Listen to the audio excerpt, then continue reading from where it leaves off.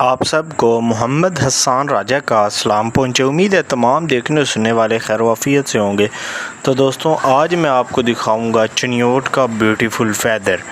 अमूमन आपको मेरे चैनल पे यूट्यूब इस चैनल के ऊपर नेचुरल व्यू, नेचुरल ब्यूटी से रिलेटेड बहुत कुछ मिलेगा। मेरा पैशन है ये, मुझे फ़ितरत बहुत पसंद है। मैं जब भी जाता हूँ फ़ितरत के नज़दीक, मैं फ़ितरत को अपने मोबाइल के कैमरे के ज़रिए इसको कैच कर लेता हूँ, फ़ितरत को सेव कर लेता हूँ। इंसान को नेचुरल के साथ एक बहुत ही अच्छा रिलेशन होता है। जब भी फ़ितरत के करीब जाते हैं इंसान को सुकून मिलता है। इंसान जब भी परेशान होता है तो फ़ितरत के नज़दीक जाकर ही उसे सुकून मिलता है।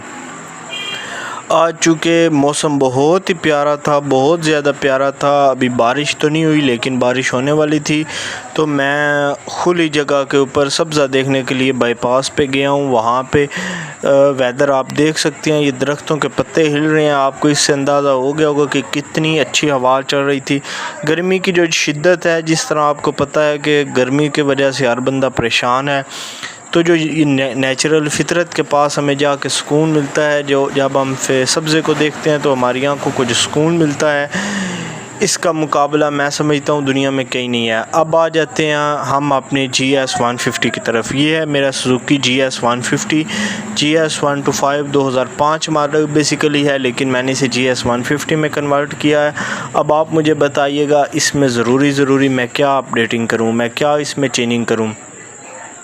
इसका मैंने ओवरहाल इंजन चेंज करवा लिया है और बहुत कुछ अभी चेंज करना बाकी है।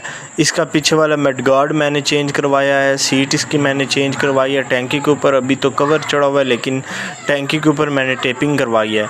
तो मैं अब आपसे पूछना चाह रहा हूँ कि मुझे आइडिया दें मैं क्या करूँ। एक तो मुझे आइडिया आया कि फ्रंट मडगार्ड जो है उसको जो यामा YBR-Z है उसका मैं लगाऊं और वो आगे कैसी शेप देगा, एक। और दूसरा मुझे बताएं और क्या क्या करूं। शुक्रिया।